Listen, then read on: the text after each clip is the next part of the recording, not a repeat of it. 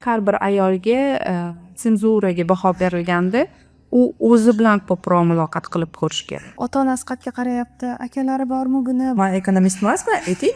Haqiqatda ayting, men aktrisa bor. Kim sizdan so'rab o'tiradi, ishingizda nima bo'lyapti? Keyin uyiga borganman.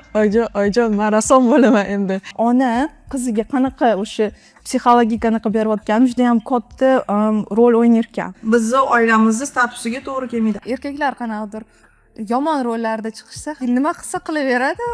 Negativ yozadiganlarni ham tushunish kerak.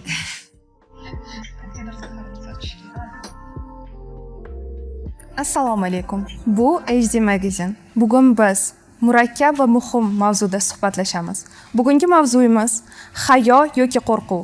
O'zbek ayolidagi ichki senzura rivojlanishga to'siq bo'ladimi? Nima uchun ba'zan hech kim taqiqlamasa ham o'zimizni o'zimiz to'xtatamiz? Nega ayniqsa san'at haqida gap ketganda qo'rquv, shubha va ichki taqiqlar shu qadar ko'p? Bugun bizning davramizda bu holatlarni boshidan o'tkazgan, kurashlarda davom etayotgan va jamiyatdagi stereotiplarni o'zgartirayotgan ayollar ishtirok etmoqda. Hilola Nazirova, tarix fanlari doktori, sharq matnlari tadqiqotchisi. Nigina Jabborova, teatr aktrisasi. Husniya Alimova, jurnalist, HD Magazine shef redaktori. Kamila Sayfuddinova, Malayziyadagi startap loyihasi asoschisi. Va men davra moderatori, san'atshunos Shahlo Bahriyeva. Xo'sh kelinglar, suhbatimizni boshlaymiz. Avvalo ichki senzura degan nimaligi haqida aytib bermoqchiman. Ichki senzura bu insonning o'z fikrlari, harakatlari yoki hissiyotlarini cheklash jarayoni bo'lib, bunga ichki e'tiqodlar, taqiqlar, uchrashish qo'rquv, jamiyat normalari yoki tashqi bosim sabab bo'ladi. Bu nafaqat ommaviy, balki shaxsiy ifoda erkinligiga ham ta'sir qilishi mumkin. Bu tarbiya, jamiyat bosimi, madaniyat ta'siri yoki oqibatlarda ichki qo'rquv natijasi bo'lishi ham mumkin. O'zi tarixan olib qaraganda, o'zbek ayolini o'zlik tarixi hali oxirigacha yetmagan, yoritilmagan. Shuning uchun ham senzura so'zini doim tashqi senzura sifatida qaraladi. Ya'ni ayollarni boshqaruvi bo'ladimi, ijtimoiy hayoti bo'ladimi yoki o'zini shaxs sifatida namoyish qilish harakatlari bo'ladimi, qaysi ma'noda ichki va tashqi senzuraga duch keladi. Eng yomoni menimcha bu ichki senzura, chunki hali tashqi senzuraga duch kelmasdan oldin siz o'zingizni ichingizdan bo'ldi, men bunga tayyor emasman, bu meniki emas, ertaga bu narsaga qadam bossam, komfort zonamdan chiqsam bo'ldi, men oilamdan yoki ishimdan yoki jamiyatdagi biror bir muhim fikrdan ayrilib qolaman. Shuning uchun ham o'ylaymanki, har bir ayol o'zi bilan ko'proq muloqot qilish kerak, ya'ni ichki dunyosini ko'proq ko'rish kerak, nima xohlayotganligi haqida konkret bir savollar berish kerak. Agar biz tarixdan olib qaraydigan bo'lsak, doim bizga qaysidir stereotiplar yondashtiriladi. Ya'ni bu shunaqa bo'lish kerak deb o'ylaydi. Agar bu Temuriy malikalar oladigan bo'lsak, ha albatta kuchli biror bir nasl nasab egasi, lekin shu bilan birga u kelin deyiladi. Birgina misol shu Xonzodani o'rganganimda, bu tarixiy romanda ham, teatrda sahnalashtirilganda ham hayron qolganman. U to'g'ri Amir Temuriy kelini, lekin shu bilan birga u qo'ng'irotlar vakilasi va Amir Temur aynan shu kelinini olish uchun juda katta harakatlarni amalga oshirgan. Hatto shu xudandachilikni saqlab qolish uchun ham uni keyingi o'g'liga, ya'ni Jahongir Mirzo vafot etgandan keyin keyingi o'g'li Mironshohga nikohlab bergan. Bu nimadan dalolat beradi? Bu yerda kelishuv bo'lgan, ya'ni u ayol bilan ham kelishilgan. Shuning uchun ham bu voqelik, ya'ni Mironshohni boshqaruvidagi kamchiliklarni hech kim Amir Temurga to'g'ridan to'g'ri yetkazib bera olmagan paytda kelini kelib Samarqandda shu narsani aytganda juda katta rezonans bo'lgan. Lekin afsuski hozirgi zamonaviy talqinlar sal boshqacharoq. Agar biz buni ilmiy ommabop jurnalistik nuqtai nazardan qilsak, mana bu kelin butun boshli imperiyaga qarshi chiqib, o'g'li kamchilikni kelib qaynataga aytdi degan talqinlarni ham o'qidim. Yoki bo'lmasa, bu kelin haqiqatparvar bo'lgani uchun chidomiy kelib shu gapni aytdi. Lekin uchinchi talqin ham bor. Ya'ni u ham mustaqil bir sulolani vakilasi sifatida, unda ham ovoz bor edi va bu ovozdan foydalanish o'sha paytda ayollar jamiyatida balkim normal hisoblangandir. Balkim biz shu rakursdan bu narsani ko'rib chiqarmiz. Va xuddi shu obrazda biz Xonzodani Amir Temur kelini deyilgandan ko'ra O'zbekxonni nabirasi, Shirinbekani qizi qo'ng'irotlardan ekan degan talqinlarni ko'proq uchratamiz. Shuning uchun ham men o'ylaymanki, har bir ayolga senzuraga baho berilganda u o'zi bilan ko'proq muloqot qilib ko'rish kerak, o'zi nima his qilayotganini bilish kerak. Ana undan keyin o'sha senzurani olib tashlashga xatti-harakatlari boshlanishi kerak. Endi ertalabdan kechgacha anaqa spirtsidor qilgandan keyin kimsindan so'rab o'tiradi, ichingizda nima bo'lyapti? O'sha chuqur ayollar o'zi bilan o'zi ko'proq muloqot qilish kerak-da. Mana shu podkast boshlanishidan oldin ham har birimizga berildi-yu, ya'ni bizni ham ichki senzura bo'lganmi, qanaqa qilib yengib o'tganmiz, nima xohlayotganimizni bizdan ko'ra kimdir yaxshiroq bilishi mumkin emas-da. Baribir oxir oqibat siz o'zingiz hayotingizga mas'ul ekanligingizni anglashingiz kerak. Endi bu ham bilasizmi, menimcha yillar o'tib inson bu narsaga keladi. Chunki albatta o'zimdan kelib chiqqan holda aytishim mumkin. Mendan ham so'rab o'tirishmaganda, kim bo'lasan sen, nima ish qilasan? Esimni tanibmanki, shu nima deydi, uydagi ishlar bilan spirtsidor bilan katta bo'lgan ekanmiz. Ovqat qilishni bilishim kerak, shart albatta. Hovlida yashardik ertalab, albatta o'qishga ketishdan oldin supurish kerak. O'qishdan kelganingizdan keyin supurish kerak, kuxnyaga kirish kerak, oshxonaga kirib ovqatlarni qilishingiz kerak. Ozgina bo'yingiz o'sgandan keyin siz haligi qizim bo'yingiz o'sib qopti, mayli o'qishingizni qiling, biz aytgan yo'ldan boring. Xo'p, kim bo'ling? Yo nima deydi, shifokor bo'lasiz, yo davlat ishida ishlaysiz. Boshqa ish qilsam bo'lmaydimi? Yo'q, bo'lmaydi. Bizni oilamizni statusiga to'g'ri kelmaydi. Mayli, xo'p bo'pti. Keyinchalik shu o'qib, nima deydi, atrof muhitni ko'rib, o'rganib, har gaplashib insonlar bilan, to'xtab turing, men bu kitobda, men bu pyesada boshqacha yozilgan ekan. Inson o'z fikriga ega ekan. Ozgina men ham o'z fikrimni aytib ko'ray degandan keyin shu o'smirlik davrimda o'zimning fikrimga ega bo'lgan bir qiz bo'lgan ekanman-da, bundoq o'ylab qarasa. Hozir shu tarixdagi gapni gapirganingizdan keyin ozgina analiz qildim-da. Chunki har bitta gapirgan gapimni men o'zimning hayotimdan kelib chiqqan holda gapiraman. Chunki o'zimning hayotimni men ko'proq yaxshiroq bilaman. Masalan, siz uchun men gapira olmayman yoki Husniya uchun men gapira olmayman, boshqalar uchun gapira olmayman. Har doim qanaqadir nima deydi? Masalan, deydigan bo'lsam, o'zimdan kelib chiqqan holda gapiraman-da. Aynan shu gapingizga men ham shu analiz qilib ko'rindim-da o'zimni yoshligimni. O'ylab qarasam, o'z fikrimga ega bo'lmagan ekanman. Siz nima shu fikrga ega bo'lishni boshlandi? Qachondan o'sha kuchni topdingiz o'zingizda? Aytaman, o'smirlik davrimda. Bu hattoki o'smirlik ham emas, litsey davrida. Bu necha yosh bo'ladi? 17, endi 18 yosh bo'ladi menimcha. U paytgacha shu har bitta aytilgan gapni chizilgan chiziqdan chiqmay kelgan qiz bo'lganman-da. Husniya, jamiyatdagi taqiqlarni qo'rqib o'zingizni cheklayotgan birinchi martani eslaysizmi? Jamiyatdagi taqiqdan qo'rqmaganman, to'g'risi yoshligimdan, chunki bizani uyda hozir mana negini aytib o'tdilar. An'anaviy o'zbek oilasidagi qani siz hozir описать qilib berdingiz-da, tarbiyani to'g'ri juda ham ko'p kuzatganman, lekin menda shunaqa bitta yutug'im bo'lganki, ya'ni xuddi shu siz aytayotgan tarbiya, xuddi shu siz aytayotgan narsani men hayotimdagi juda ham katta rol o'ynagan inson, ya'ni onamda xuddi shunaqa tarbiya bo'lgani uchun onam xohlamaganlar, ularning farzandlarida ham shu narsa takrorlanishini. O'shaning uchun yoshlikdan o'g'il bolami, qiz bolami birinchi o'rinda har doim aytardilar. Nima ish qilsanglar ham o'zinglarni qidirishda davom etinglar va nima o'zingizga yoqishini o'zingizlar qidiringlar, o'zingizlar topinglar va men har doim sizlar bilanman va yana bitta eng muhim narsa aytardilar.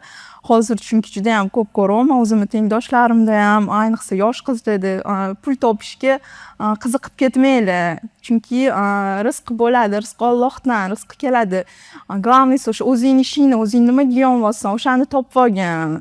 O'sha pul topishga qiziqib anaqa qilib ketmagin deb tarbiyalaganlar. Shuning uchun yoshligimdan hech nimadan qo'rqmaydigan, hamma narsani o'zim eplaydigan. Chunki onam menga shunaqa katta har doim kuch berardilar. Ona qiziga qanaqa o'sha psixologik qanaqa berayotgani juda ham katta rol o'ynar ekan. Qiz bolani inson sifatida yetishib chiqishiga va o'sha qanaqadir уже unda g'oyalar shakllanishiga va judayam katta rahmat aytaman onamga va o'sha ular o'zlarini tajribalarida ko'rgan narsalari man uchun yutuq bo'lgan va o'shaning uchun hech qachon hozir mana Shahlo savol berdi jamiyatdagi qanaqadir taqiqlar tufayli o'zimni qanaqadir chegaralab yoki nimadandir voz kechish unaqa holat bo'lmagan, lekin shunaqa holat bo'lgan, bilmadim qanchalik senzura desa bo'ladi. Второй o'zgumyani litsey bo'lgan, o'sha yerga borganmiz и u yoqda men ko'raman, o'sha atmosfera umuman boshqacha, o'sha men o'zim xohlaganimdek и может menga u narsa yangi tuyulgani uchun men o'sha atmosferaga kirishni xohlaganman. Balki bu ichki senzura emas, balki bu o'shanaqaga adaptatsiyadir, masalan, atrofingizdagi sharoitga. Lekin men nimaga hozir buni ichki senzura bilan bog'lamoqchiman, ya'ni har doim ham ichki senzura qanaqadir qo'rquv yoki anaqadan emas va ichki senzura har doim ham nimadir o'zini cheklash emas. Ichki senzura bu atrofingizdagi odamlarga qarab, siz o'shalarga qarab harakat qilishingiz, o'shalarga moslashishingiz ham deb o'ylayman va men aynan o'sha atmosferada men shu narsaga harakat qilganman, ya'ni hamma tomonlama o'zimni o'zgartirishga, o'sha yerdagi muhitga moslashishga harakat qilganman. Va keyinchalik bilganman, bu narsa umuman noto'g'ri narsa bo'lgan ekan. Odam aynan shu narsada o'zligini yo'qotib qo'yar ekan ko'pincha. Kamilla ko'rsatuvgacha aytganlarida rassom bo'lmoqchi bo'lgan ekanlar, lekin oilalarida buni tushunishmasligini sababli o'ylab, bu kasbni hattoki tanlamagan ekanlar. Shu haqida gapirib bersalar. Ha, afsuski shunaqa bo'lgan bizda. Oilamizda mana masalan men rassomchilikka juda ham berilganman, o'zi pianino chalaman, ot minaman, juda ham ko'p hobbilarim bor. Lekin asosan masalan rassomchilikka meni bag'rim yotgan. Где-то 3 ta rasm chizganman o'zim, NFT platformalariga joylashtirib, Vanmay degan psevdonim olganman o'zimga. Keyin uyiga borganman, oyijon, men rassom bo'laman endi, NFT qilaman desam, nima bu dedilar. O'shanga sal anaqa nochunmovchilik bo'lgan uyimizda, lekin haligacha men bu narsani to'xtatganim yo'q. Hozirgi kunda yangi proyekt qilyapmiz. Bu Sulton Sulaymon asarlari bo'yicha bo'lgan persидskiy miniatyura stilida NFT proyekt. Bu NFT proyekti xudo xolasa Malayziya davlatiga sovg'a sifatida biz bermoqchimiz bu narsani. Bu narsani onamlarga aytganimdan keyin yana aytdilar, "Sani qiladigan ishing yo'qmi? Undan ko'ra ishga borgin, undan ko'ra doktorskiyni qilgan, shunaqa yaxshi narsalar bilan shug'ullansang-chi, qattiq bo'lmag'ir narsalar bilan shug'ullansa har doim nimadirlarni topasan" deb endi aytdilar. Men endi qanaqa qarashni bilmayman, to'g'risini aytsam. Bu endi ona bolani o'zaro qanaqadir muloqoti bo'lgani uchun ba'zida o'zimni uyimda senzuram bor. To'g'risini aytsam, o'zim uyimda senzuram bor. Onamga qanaqadir nimadir gapirishga qo'rqamanmi yoki qanaqadir hozir gap aytib qo'ysam ko'ngillari og'rib qo'yadimi yoki nimadir nochunmovchiliklar bo'ladimi? То есть men onamga nisbatan bo'lgan senzuramni qanaqa yo'qotish yo'llarini haligacha o'rganaman. Hammamizga ma'lumki, bizning jamiyatda qanaqadir ijod bilan shug'ullanishga qarshi qaraydi odamlar. Aktrisa va raqqosalar haqida gapirmasak ham bo'ladi, chunki odamlar bunga juda ham yomon qarashadi. Qanaqadir eski fikrlar bilan. Nigina sizni rollarda tanlashingizda odamlar nima deydi degan fikrga, qanaqadir yoki cheklovlarga o'zingiz yuzlanasizmi? Yo'q. Boshida aytib o'tdingiz, teatr aktrisasi deb. Men nafaqat teatr aktrisasi, hatto kino aktrisaman. Rol tanlashda umuman tashqi qanaqadir jamiyatning fikriga umuman qarashli joyim yo'q, chunki bizani shunaqa tarbiya qilishgan. Endi 4-5 yil biz o'qiganmiz bu sohada va Stanislavskiyning shunaqa bir gapi borki, aktyor rol tanlamaydi. Rol uni tanlaydi. Sizga berildimi, o'sha vazifani bajarishingiz shart. Endi baribir rol berilganda ssenariy birinchi o'qiladi. Nima desam bo'ladi? Endi kinoga keladigan bo'lsak, albatta tanlayman. Chunki o'zimni qanaqadir nima deydi, bir darajam bor. Men qo'limdan keladimi yoki kelmaydimi, yoki menga bu obraz yoki berilgan xarakter nimadir olib keladimi, olib kelmaydimi? Teatrda unaqa emas. Teatrda rol tanlamayman. Chunki keladigan rejissyor nimaga qodirligimni biladi va o'sha nima deydi мастерствоga qarab menga qanaqadir obraz yoki xarakter beriladi. Bitta narsani ahamiyat berganman. Masalan, ayollar qanaqadir rollar o'ynasa, ko'pincha odamlar izohga ota-onasi qayerga qarayapti, akalari bormi buni burnini yozishadi. Lekin erkaklar qanaqadir yomon rollarda chiqishsa ham hech kim ularga unaqa izoh yoki fikr bildirmaydi. Chunki nima qilsa qilaveradi, lekin shu paytdagi ayollar har bitta narsani 10 marotaba o'ylab bir kesib yashashligi kerak. Kechirasiz, ajrashgan ayol ham bu bir tamg'ada. Xudo xohlasa ajrashgan erkak ham hech narsa emas. Mayli, boshqasiga uylanib ketaveradi, lekin ajrashgan ayolga bu tamg'a. Endi bilmayman, bir eskidan qolib ketgan bir stereotip deymizmi, haligacha bu narsa bor. Nima desam bo'ladi? Endi elementarno shu izohlarga keladigan bo'lsak, endi bizani xalq sodda-da aylanib ketaysindan. Shu bitta kadrga qaraydi, o'sha obrazda sizni jipslashib oladi-da, o'sha obrazda sizni xuddi hayotda ham xuddi shunaqa yashaysiz deb o'ylashadi-da. Endi negativ yozadiganlarni ham tushunish kerak.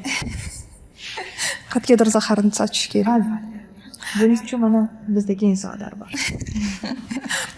Hilola, tariximizda davlat boshqargan va jamiyatga hayotida muhim rol o'ynagan ayollar bor. Ular haqida juda ham kam gapiramiz. Nimaga bunday munosabat shakllangan? Umuman qilib olganda, bu ayollarga qo'yilayotgan cheklovlarning bizning madaniy kodlarimizda chuqur singib ketganini keltirib darajmi? Madaniyatimizda emas, bu butun dunyoda, chunki o'sha ko'p takrorlaydigan so'zlardan biri history, ya'ni это его история. Bunga o'sha feministik harakatlarda the whole story. Biz o'zimizni tariximizni yaratishimiz kerak. Xohlaymizmi, xohlamaymizmi, shu kunga qadar insoniyat tarixini 90% ortiq o'tsa, naql qiluvchilari u erkaklar hisoblanadi va erkaklarning o'zini pozitsiyasi bor, o'zini qarashi bor. Ular hech qachon tarixiy hayot o'zi bilan qara olmaydi. Masalan, shu studiyani tayyorlagunimizcha ko'rdinglar, erkaklar boshqacha gilamib qolishdi, lekin hayot shekilli va Saadati esa bu biz o'tirgan o'sha koykada, ya'ni bu qadimiy 100 yil oldin tikilgan, ya'ni bosma gullar bosilgan gilam deb ketdilar. Birdamgina misol hozirgi holatda o'zida. Agar buni erkaklar boshdan menejerlik qilganda, biz hozir bunaqa chiroyli gilamda o'tirmagan bo'lardik va 100 yillik tarixi his qilmagan bo'lardik. Xuddi shunga o'xshab, erkaklar HD magazinga bitta maqola va'da qilgan edim va bu maqolam hozir 3 qismga bo'linib ketdi. Sababi men turkon xotinlar haqida yozib beraman dedim. Bunga bir qalam urgandim va o'ylaganimki oddiy bo'ladi, faktlarni olaman, qorishtiraman, o'zi bunaqa bo'lgan, 2 asrdan keyin yozilgan manbada mana bunaqa deyilgan va xulosani o'quvchini o'ziga qoldiraman. Qarasam juda chuqurlashib ketibman. Qarasam ilk o'rta asrlardan, turkiy xoqonlik davridan, xoqon bilan xotinning unvoni bir xil bo'lganidan, ikkita poytaxt bo'lganidan, xotin kent bo'lgan, Yabg'u kent bo'lgan, Xoqonni o'zini poytaxti bo'lgan va ularni ambitsiyalari ham, ularni boshqaruvi ham bir xil statusga ega bo'lganini ko'rganlarga stop manimcha men birinchi xotinlar haqida yozaman. Xotin so'zini transformatsiyasi haqida, ya'ni xotin boshda malika degan so'zni o'zagi bo'lgan, ya'ni xotin degan bu malika deyilgan va buni qaysidir ma'noda o'zagi hozirgi kungacha saqlanib qolgan. Bilamizki, biz yosh qizlarga qarab ona xotin sana deymiz. Bu aslida volidai sulton degani. Ya'ni xotin hamma narsani bilgani uchun u malika maqomida bo'lgan, birinchi navbatda tajribada bo'lgan. Ona xotin deganda biz bosh malikani tushunishimiz kerak, lekin bu o'sha transformatsiyaga uchrab shu kuyga tushib qolgan deyiladi-ku. Xotin oddiy o'sha xotinlar darajasiga tushib ketgan va shu so'zni o'ziga bag'ishlangan maqola bo'lib ketdi va o'sha turkon xotin, o'sha Xorazmiy shohiylardagi Xorazm shohiylar sulolasi davridagi turkon xotin yoshdan oldin ma'lum bo'ldiki, Saljuqiylar haqidagi turkon xotin haqida yozishim kerak, Malishohha ayoli haqida. Chunki unga ham shunaqa ambitsiyasi kuchli bo'lgan va shuncha internet 21-asrda yashashimizga qaramasdan, shuncha internet resurslar bo'lishiga qaramasdan, borgina bitta turk saytida u o'zini o'g'lini himoya qilgan, u o'zini mol-mulkini himoya qilgan, shuning uchun shunaqa pozitsiyada turganligiga birgina jumlani ko'rdim. Ya'ni bu bittagina o'sha siz aytganingizdek o'zbek jamiyatidagi tarixiy kod emas, bu dunyo tarixiy kodida hali o'zgarish juda qiyin. Agar tarix, ijtimoiy, gumanitar fanlarni olib qaraydigan bo'lsak, tez o'zgarayotgan sohalardan biri bu arxeologiya sohasi. Ya'ni arxeolog ayollar alohida o'zini Women in Archaeology degan jurnalni ochishgan, ya'ni arxeologiyaga ayol nazari bilan qarashmoqda. Tarixda esa hali hanuz bunaqa nazariyot va nazariyalar targ'ib qiluvchilar juda kam. Shuning uchun ham tarixda ayollarning o'rni va tarixda ayollar qanday boshqaruvga ega bo'lgan degan narsani biz faqatgina boshida turibmiz. Faktlar ko'p, lekin uni talqinlari juda kam. Lekin matn va manbalarni biz o'zgartira olmaymiz.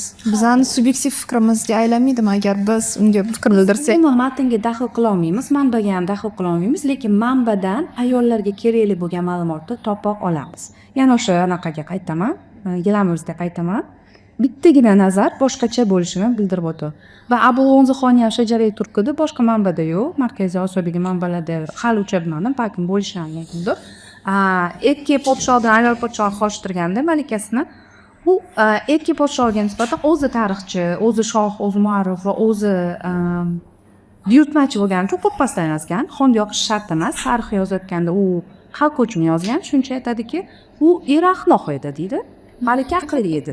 Men rosa ko'rib balda o'rganmanda 17-asrdagi manbada erkak kishining ahmoqligini, ayol kishining aqlliligini aytibdi. Va buni hech kim qo'pmaydi. Ya'ni bunaqa keyslar bor va bu keysga biz e'tibor qaratishimiz kerak. Bu manbada men hech qayerda o'zgartirmadim. Lekin uni birinchi planda berishim bor, ikkinchi planda berishim bor. Masalan, Nigina ham biladi, o'sha ikkinchi darajali aktrisa agar birinchi darajali aktrisadan emotsiyadan kuchliroq o'ynasa, xohlangizmi, xohlamangizmi, birinchi avtomatik birinchi darajaga tomoshabinni diqqatini tortadi. Xuddi shunga o'xshab matn bu xuddi nemis shashnosini gapi bor edi. Matn bu baliq, u jin yuradi, biz uni kuzatamiz va kuzatuvlarimiz asnosida biz uni gapirtiramiz. Shuning uchun ko'p narsa yondashuv talqinga bog'liq. Husniyat, sizningcha ijtimoiy va konservativ qadriyatlar O'zbekiston jamiyati ayollarning shaxsiy rivojlanishiga qanday ta'sir qiladi?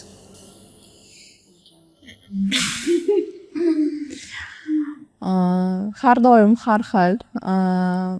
Men o'ylaymanki, umuman ijtimoiy konservativ qadriyatlar deganda bizni yoki oq yoki qora deb qarashimiz kerak emas bu narsaga, chunki bu narsa birinchi o'rinda odamni aynan qanaqa odamligidan, qanaqa tarbiya topganligidan, qanaqa dunyoqarashdan kelib chiqadi. Masalan, agar biz uchun o'sha eski davr odamlari o'sha davrdagilar deb aytadigan bo'lsak, odamlarning dunyoqarashidan kelib chiqqan, ular ijtimoiy qadriyatlar deganda nimani tushunishadi va uni qachon va qanaqa paytda qanaqa ulardan foydalanishadi. Masalan, o'sha Oybekki misolida aytmoqchi bo'lganim, Oybekki ayoli juda ham oqil ayol bo'lgan o'zi.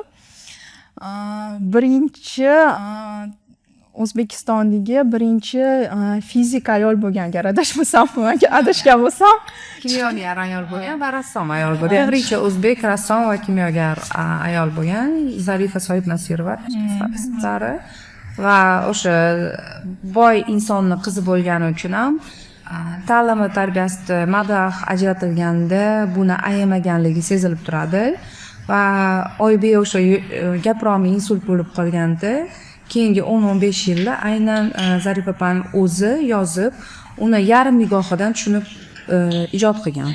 Shuning uchun ham o'sha har bir buyuk erkakning orqasida buyuk bir ayol turadi degan gap bekorga emas. Husniyat to'g'ri aytmoqda.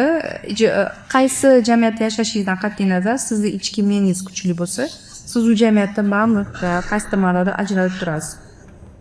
Farqi yo'q, qaysi soha vakili bo'lishingizdan qat'iy nazar.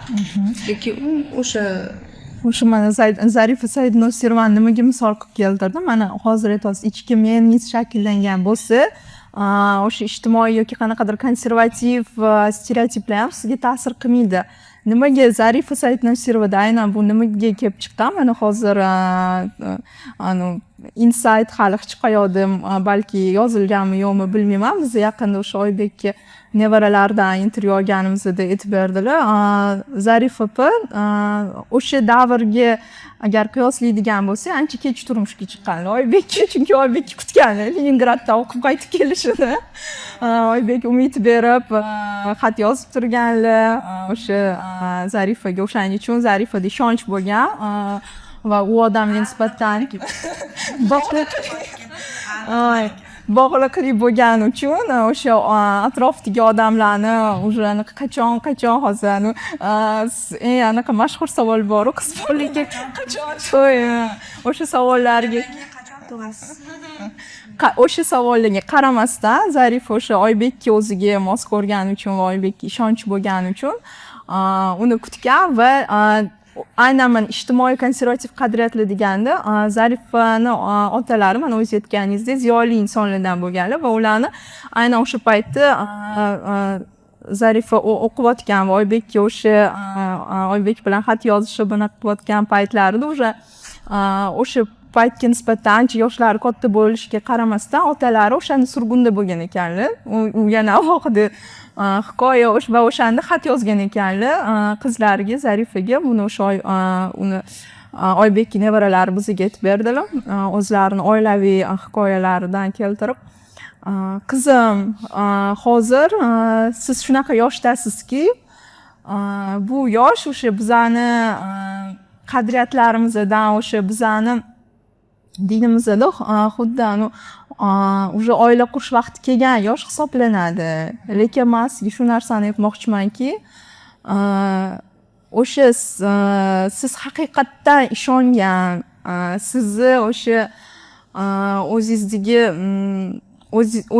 o'zingizga xosligingizni, sizni o'sha dunyoqarashingizni, sizni maqsadlaringizni to'g'ri tushuna oladigan va bu narsani cheklamaydigan, qaytangi bu narsani rivojlanishiga yordam beradigan, sizni rostmana ham fikringiz bo'la oladigan odamni uchratmaguningizcha hech kimni o'sha gapi, hech kimni qanaqadir niqalariga quloq solmang deb shunaqa motivatsion xat yozgan ekanlar qizlariga va bu narsa shuni ko'rsatadiki, ijtimoiy qadriyat, konservativ u inson ham ziyoli inson bo'lgan va ijtimoiy qadriyatlarni hurmat qilgan inson bo'lganlar otalari. Lekin shunga qaramasdan o'sha insonni dunyoqarashiga, insonni qanchalik ilmliligiga va o'sha har xil holatlarni qanaqa baholay olishiga qaraydi va shuning uchun o'ylayman, mana o'sha Hilol aytib o'tdilar, ichki menni shakllanishiga ham va o'sha ijtimoiy qanaqadir konservativ qadriyatlarni to'g'ri o'zini foydasiga ishlata olish ham inson o'ziga bog'liq, u qanaqa tarbiya topganiga bog'liq, ayniqsa ota-onasiga. Masalan, hozir aytdingiz, moliyaviy sharoiti yaxshi bo'lgani uchun ota-onasi ta'lim olgan. Endi bu bir asr oldingi narsalarni aytayotgan bo'lsak ham, hali ham qizlarga ta'lim berishga kelganda ko'p ota-onalar pulni sovurash deb hisoblashadi yoki masalan o'g'illigi va qizligi bo'lsa, albatta o'g'illigini o'qitishadi qizligini o'rniga. Yoki shunaqa gaplarni eshitdim, bir xil viloyatlarda oliy ma'lumoti bor qizlar turmushga chiqishga qiynalishar ekan, chunki odamlar qo'rqar ekan ulardan. Aqlli bo'lib ketadi, oilani, erini hurmat qilmaydi, undan aqlli bo'lgani uchun degan fikrlar ham bor ekan. Mana masalan, Kamila chet elda o'qiganlar, bunga ham yetish oson bo'lmagandek. Shu haqida aytasiz. Menda hikoya shunaqa bo'lganki, 4 yil farmatsevtika institutiga kira olmaganman. U paytda Singapurskiy institutga kirishga tayyorlangan paytimda IELTS topshirganman, ballim yetgan. Lekin IELTS sertifikati aynan o'sha imtihon paytida kelib qolgani uchun men endi imtihonga kirishim kerak bo'lgan. Lekin o'sha kuni men oyog'imga shpargalka yozganman, ish qilib imtihondan meni chiqarib tashlashgan. Oyimga yig'layapman, endi nima qilaman, 4 yil endi men institutga kira olmayapman, nima qilishimni bilmayapman. U paytda mening ukam уже Moskvada bemalol 2 yil maza qilib bakalavr o'qiganlar. Keyin endi manda tanlov chiqqan, erga tegasanmi yoki o'qiysanmi dальше. Keyin ota-onam endi aytganlar, "Yo'q, senga точно o'qishing kerak, qizim bunaqasi bo'lmaydi. Mayli institut tanlagin" deb, o'sha paytda London yoki Malayziya manda vyborda turgan, tanlovda turgan. Ishqilib Malayziya sal klimati issiqroq bo'lgani uchun va anaqasi issiqroq bo'lgani uchun Malayziyani tanladim. Keyin shu bir amallab ketib o'qib, bitirib, o'zimni kompaniyamni ochib, yana Toshkentda o'zimni ishlarimni qilib yuribman, Xudoga shukr. Lekin to'g'risini aytsam, qiyin bo'lgan boshida, chunki ota-onam meni qo'yib yuborgisi kelmaganlar. Chunki baribir qiz bolasan, chet elda qanaqa yurasan, baribir ham O'zbekistonda o'qishing kerak.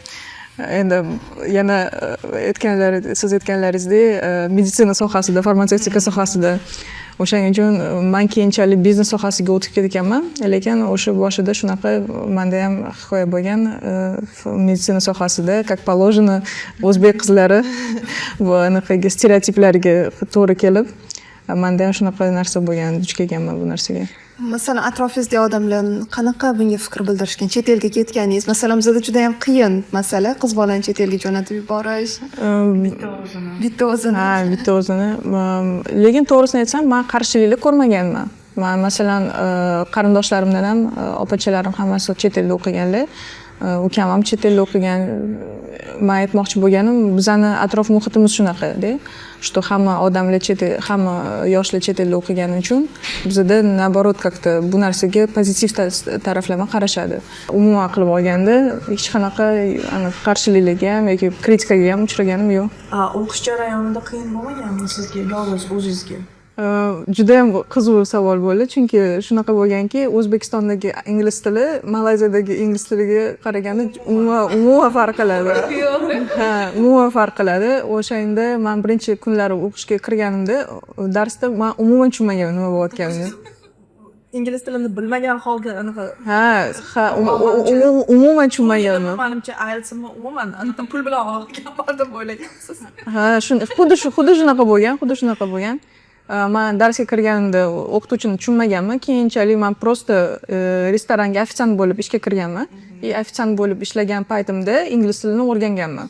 Shunaqa adaptatsiya bo'lgan. To есть menda ofitsiantlik ishim IELTSdan ko'ra menga ko'proq foyda keltirgan deb o'ylayman-da. Nimaga bu savolni sizga berdim?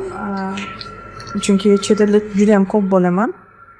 Va chet elda bo'lganimda albatta shu o'zimizni o'zbekistonliklar bilan o'sha yerda yashovchi yoki o'qib yurgan studentlar bilan ko'rishga harakat qilaman har doim. Ular bilan suhbat olib boraman. Oxirgi shu Germaniyaga borib kelganimda faqat qizlar bilan ko'rishdim-da, o'zi ham qiz bola studentlar, yosh qizlar 18 yoshda, 17 yoshida yolg'iz o'zi shu chet elga borib o'qishyapti, byudjet asosida o'qishyapti. Nimaga anaqa qanaqa qilib sizlarni yolg'iz yuborishdimi? Sizlarga Andijondan qizlar, endi andijonliklarni bilasizlar. Ular yerga ham ko'kka ham ishonishmaydi-da qizlarini. Faqat shu anaqa nima parda ostida yashash kerak ular. Yoki Samarqandlik qizlar. Aytibman, bo'lmasa yosh qizchalar.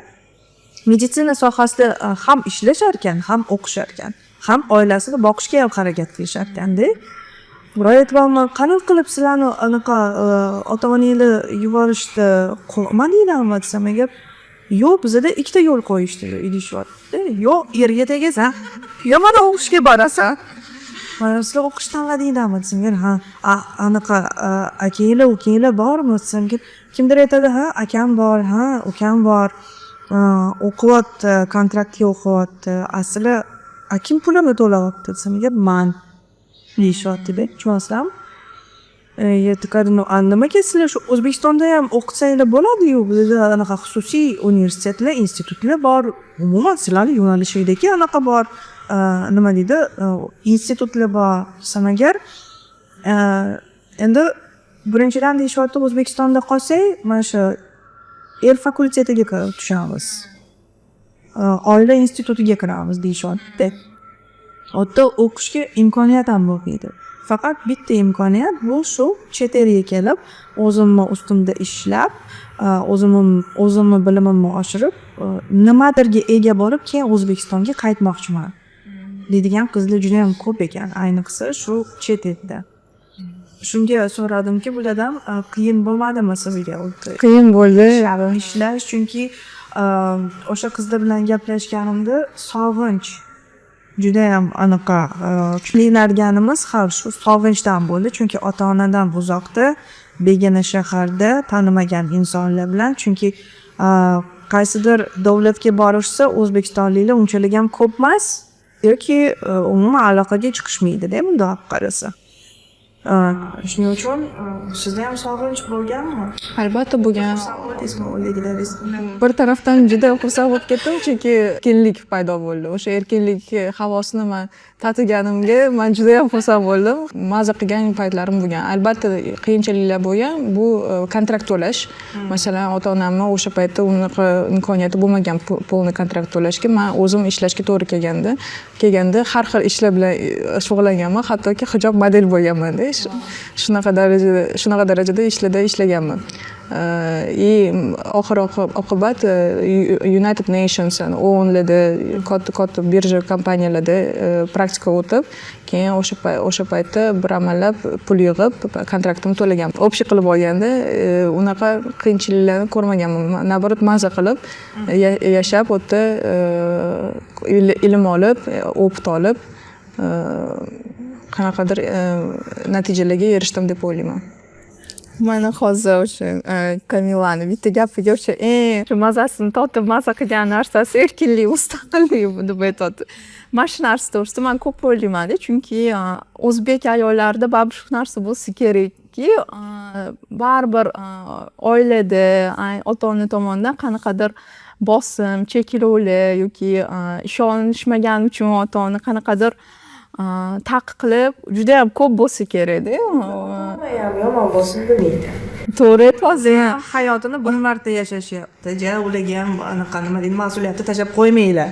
Har bitta situatsiyada o'rtasini topish kerak. Zolotaya seredina deb menimcha bekorga aytishmaydi bu narsani. Shu ota-onalarga ham keladigan bo'lsak, ularda ham bir nima deydi, farzandni tarbiya qiladigan bir fakultet yoki institut yo'q-da. Ular ham shu ko'rganidan, tam anaqa nima deydi, hayotida yashab kelganda kelib chiqqan holda farzandiga yaxshi bo'lsin deb bilib bilmasdan ba'zida anaqa nima deydi, bo'g'ib qo'yadi mehri bilan, diqqati bilan. Bilib bilmasdan anaqa nima deydi, nimanidir ko'p taqiqlaydi. Farzand bu narsani ba'zida tushunadi, ba'zida tushunmaydi. Va o'sha situatsiya ona bo'lganda yo ota bo'lganda o'zini boshiga tushgandan keyin o'shanda bosh devorga urilgandan keyin tushunarli nima xohlayotganlarini onamni men endi tushundim yoki otam nima xohlayotganlarini endi tushundim deymiz deb bu yerda ham juda ham anaqa nima deydi, bu mavzuda gapirsak ertalabgacha gapirsak bo'ladi. Masalan, hozir stereotiplar haqida gapirdik. Stereotiplarni endi buzishni davom etyapti hozirgi hayot. Masalan, aktrisa bo'lish ham bir asr oldin tasavvurga sig'magan o'zbek ayollariga. Birinchi, menimcha Tursunoy Saidazimova eslab o'tish muhim deb o'ylayman, chunki ko'pchilik bu ayolni tarixi haqida hech qanaqa ma'lumotga ega emas. U birinchi o'zbek aktrisalardan bo'lgan va birinchi chadrosiz teatrda chiqqan ayollardan bo'lgan. Lekin bir yilgina ishlagan, bir yildan ham kam vaqtda ishlagan vaqti 1928-yil o'z eri tomonidan o'ldirilgan. Oila sha'nini tozalash bahonasida. Masalan, o'sha paytda Nizomiy ham buni aytganki, birini o'ldirgan bo'lsangiz ham biz 100 tasini olib chiqamiz deb. Masalan, hozir aktrisalar o'qishi, bilim olishi, ishlashi uchun bu yo'l ochishda qanchadan qancha hayotlar yo'q bo'lgan. Shuni ham aytishimiz kerak. Masalan, siz hozir aktrisa bo'lib ishlayotganingiz qanaqa cheklovlarga yuzlangansiz? Masalan, oilangiz tomonidan. O'ylaymizki, ota-onalar uchun bu juda ham og'ir mavzu, faqat aktrisa emas, har qanday ijod. Masalan, she'r yozishga ham ota-onalar qarshilik ko'rsatishadi. San'at sohasi nima desam bo'ladi? Bizlarni insonlar uchun bu anaqa yengil-yelpi narsadek qaraladi. Endi sababi har xil. kimdir kimdandir eshitgan, noto'g'ri yo'l, yaxshi yo'l emas, bunaqa stereotiplar qolib ketgan. Shu avvalgi zamon insonlari deymiz. Menga o'zimga keladigan bo'lsa, taqiq bo'lgan albatta, chunki bizning oilada san'atga aloqasi yo'q insonlarda. Hammasi qizlar bo'ladimi, bolalar bo'ladimi,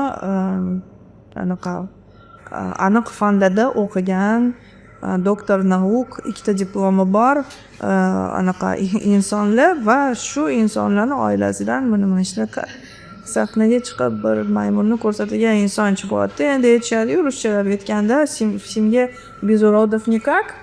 Har bitta nima deydi, intervyuda, podkastda aytaman bu narsani. Endi men shu insonga aylanib qolman. Endi san'atga ishtiyoqim mani yoshligimdan bo'lgan bu narsa. Har bitta bog'chada yoki maktabda sahna ko'rinishida bo'ladimi, men har doim aktiv bo'lganman. Tekstni eslab qolishim ham juda ham nima deydi, tezroq bo'lganda. Endi meni bu narsaga ilhomlantirgan, menimcha ko'pchilik shu biz 90-yillarni farzandlarni ilhomlantirgan bir gurusi bu Michael Jackson bo'lsa kerak. Shu Michael Jacksonning kliplarini ko'rib juda ham ilhomlanganman va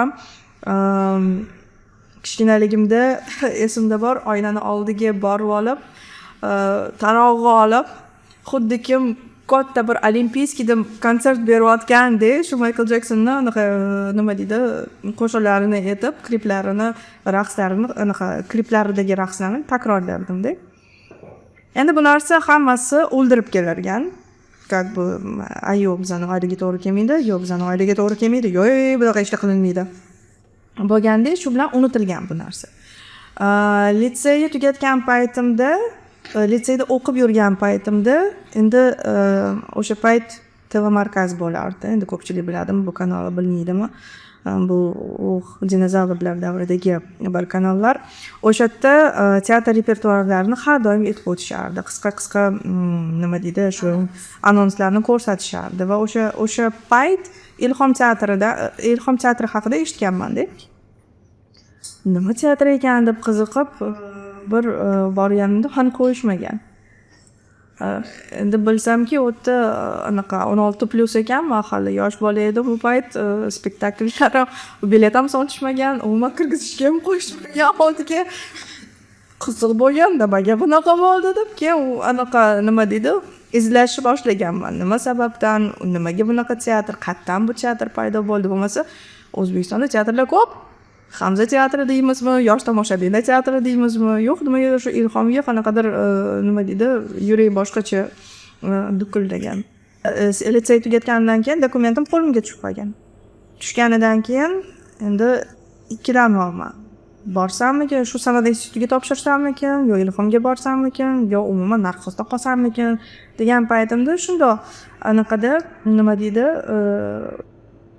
o'zimni qo'lga olib, dokumentlarimni olib, aktrisa yoki aktyor, umuman san'at nimaligini bilmaydigan odam san'at institutiga borib, ovoz rejissyorligiga dokumentlarimni topshirganman. Keyin shu odamlarga aytganimda, odamlar shunchaki menga qaraganlar-dek, dokumentimni olib, narxozga olib borib, o'zimni ham olib borib qoldirib kelgan. Lekin shu yerda ham to'xtamaganman bu narsada. Qidirib, endi o'sha payt endi teatr studiyalar rivojlanayotgan payt edi. O'sha nima deydi, parallelni narxozda o'qiyotgan paytimda Diydor teatr studiyasi haqida eshitib qolganman. U yerda rahmatli Bahodir Tursunovich hali tirik bo'lgan paytlari edi va o'sha yerga borganman. Bilmayman, qayerdan o'zimda matonat topganman.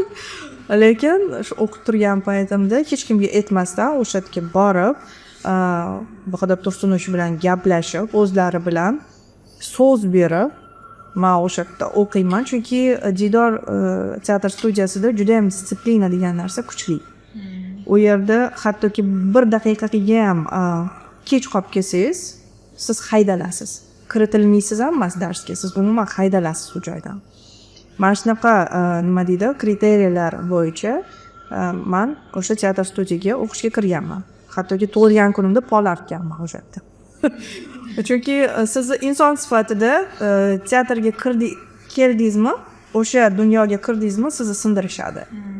sizni qaytadan mozaikaga o'xshab bittadan yig'ib sizdan mutaxassis yasashadida bundoq olib qarasa, chunki u dunyoga parda ortiga o'tganingizdan keyin aktyor nimaga qodir ekanligini o'sha yerda bilasiz.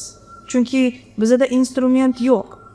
Muzikantda anaqa nima deydi, fortepiano bo'ladi, to'g'rimi? Anaqa kimdir skripkasi bo'ladi.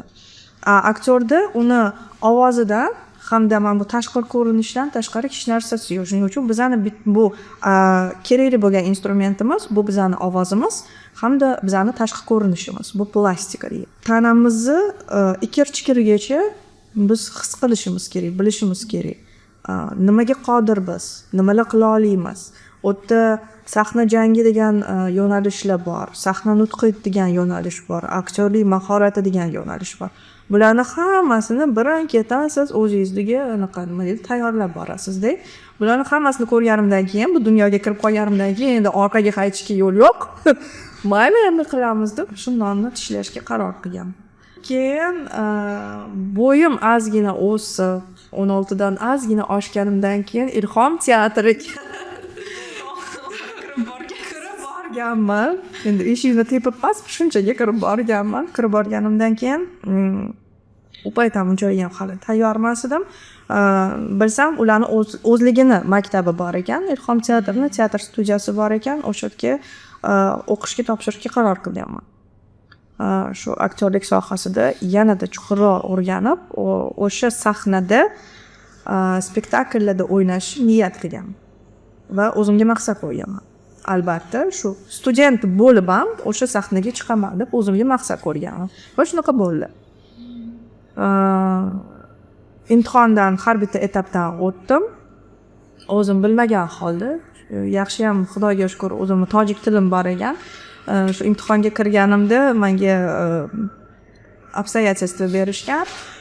U nariyoda dugonangiz ketyapti, o'shanga siz anaqa nima deydi, o'sha sizga o'girilishi kerak.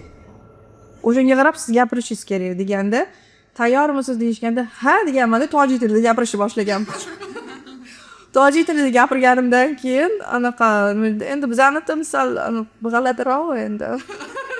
O'ziga tortadi. O'ziga tortadi. Ha, endi men shu har doim aytaman-da, shu ekzaminni qanaqa o'tkazsiz desaga, shu tojik tilim bilan o'tganman. Chunki hammasi sevib qo'ygan shu tilda deb.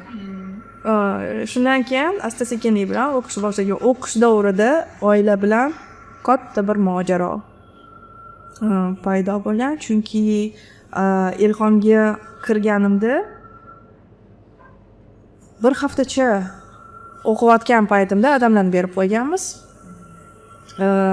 Endi biz anaqa nima deydi, oila himoyachisiz qolgan. Shunga u yerda o'qishim, o'tda anaqa darhozda kontraktda o'qiyman. Yana Ilhomga ham kelib yurishim kerak. Shu bilan bir oycha bir g'alati situatsiyada bo'lib qolganmiz. Keyin shu bilan o'zimni qo'lga olib, shu narxozga borib akademik отпуск olishga qaror qilganman. Baribir anaqa san'at yo'li yaxshiroq tortganmi, o'sha qayt bilmayman. Lekin onam qarshi bo'lganlar. Onam tish tirnoqlari bilan har doim qarshi bo'lganlar, hech qachon rozi bo'lmaganlar bu narsaga. Hali ham kech emas narxozga borgan. Yo'q, hali ko'rasiz, vaqti keladi. Hali faxrlanasiz. Chunki onam bir marta ham kelmaganlar. Spektaklimni ko'rgan, bir marta ham kelmaganlar. Va anaqa kimdirlar so'rashsa, endi baribir suvchida qattandir kelishadi, so'rashadi. Qizingiz kim desa agar, aktrisa deyishga u uyalardi. Вот endi qizim aktrisa deylar. U paytda yo'q. Ha, anaqa student, narxozda o'qiydi deb qo'yardilar-da. Ekonomist deb qo'yardilar. Men aytardim, men ekonomist emasman, ayting, haqiqatda ayting, aktrisaman, teatrda ishlaydi deyin desam agar, yo'q, odamda gap qiladi. Qizi aktrisa ekan, anaqa kerak emas. Dirdim-da, men nima anaqa yomon joyi bor bu narsani. Men bir qig'ir shu yo'lda yurmayotgan bo'lsam, o'qiyotgan bo'lsam, tinchgina ishimni qilayotgan bo'lsam, hech kimdan tilim qisiq joyi yo'q. Yo'q, anaqa odamlar boshqacha tushunishadi bu narsani. Men uyalaman bunaqa gapirishga dirdilar deb. Men hamma edi deb qo'yardim. Har doim mana shu rezonans bizani oilada bo'lgandi. 5 yil menimcha, 5 yil yo 5,5 yil shu bilan kurashganman. Har doim onam norozi bo'lganda-da. Va rizochilikni qachon olganman? Ancha yillar o'tib, anaqa Qadam seriali bo'lardi.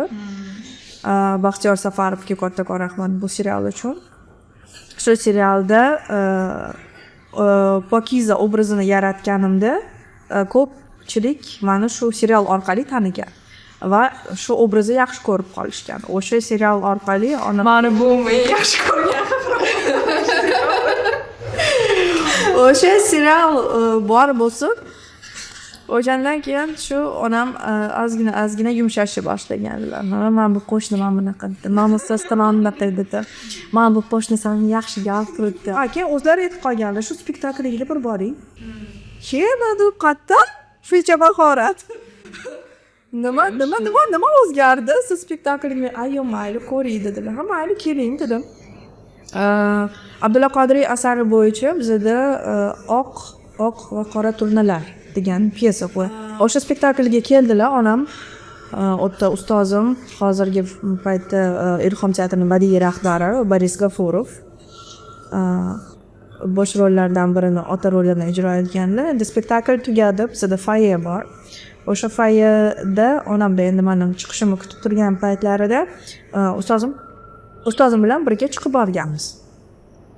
Borganimizda endi anaqa nima deydi, ustozim ham ko'rmaganlar onamni, onam ham bilmaydilar kimlar bilan ishlayman, mendan. Keyin olib kelganman-da, shu aytganman, bu bilaman onam. Aytdim, 5 yil o'tdi. Ko'rmasim Boris Aleksandrovich endi onam meni ko'rgani keldilar sahnaga. Deganimdan keyin oyimni ko'rib, ular bilan salomlashib, qo'llarini shunday ko'ksiga qo'yib, rahmat sizga kattakon, shunaqa qiz katta qilib tarbiyalab, bizga ishonib topshirganingiz uchun deganlaridan keyin o'sha paytdagi onam menga men roziman sendan, men sendan faxrlanaman degan gaplar. Menida 5 yil umrim ketdi. Shu gaplarni eshitishga. Yo'q, shundan keyin mana hozirgacha qiziz kim? Qizim aktrisa. Vazna tamam bu kinoda chiqqan, men bu anaqada chiqqan. Ilhom teatrida ishlaydi, televideniyada chiqadi. Undan keyin oyiga bunchalik katta ketish shart emas. O'sha boya aytgan narsamiz, o'sha jamiyat tomonidan singdiriladigan o'sha stereotiplar, qarashlar, o'sha siz o'zingizni onangiz uchun o'sha stereotiplarni buzgan inson ekansiz, o'sha stereotiplar buzilishiga qilgan sababchi bo'lgan. Motivatsiya bo'lganlar-da menga shu stereotipni buzishga. Chunki baribir bizda mana bu qarshi ketish degan narsa bor-da qonimizda. Toji emasmanmi o'lsa. Ko'p odamni sporalari ekan ko'pincha mana shunaqa narsalar, oilasi qo'llab-quvvatlamasa, sinib keyin boshqa u narsaga harakat qilmaydigan odamlar ham ko'p. Endi bilasizmi, biz endi qiz bolamiz. Bizda kuchli menimcha bu narsa. Mandonat degan narsa baribir qonimizda bor. Endi o'g'il bola bo'lganimda balki endi bilmayman, Xudo biladi bunisini. Chunki meni o'g'il bolacha tarbiyalashgan-da bundoq qarasa. Keyin otamdan keyin mas'uliyat meni zimmamga tushgan. Oilani endi ikkita ukam bor, lekin katta boquvchisi o'zimman. Erkagi ham o'zim bo'lgan oilada. Bu hech bir faxrlanadigan bir anaqa narsa emas, chunki men qiz bolaman. Menga bu narsa kerak emas, meni zimmamda ham bo'lishi kerak emas. Lekin taqdir taqozosi bilan shunaqa bo'lib qoldi. Menimcha shu ham menga qanaqadir bir kuch bergan, desam adashmagan bo'laman. Balki bunaqa narsa bo'lmaganda men ham sinardim. Hozirgi situatsiyani aytsak, faqat O'zbekistonda emas, butun dunyo bo'ylab ayollarni qanaqadir jiddiy kasblarda qabul qilishlik qiyin. Masalan, Husniya jurnalist sifatida ijtimoiy muammolar yoki siyosat haqida maqola yozasiz. Siz qanaqadir duch kelganmisiz? Odamlar qanaqadir ishonchsizligiga, sizni professionalligingizga, faqat ayolligingiz uchun. Hozir gapira olsangiz bo'ladi. Gapiring.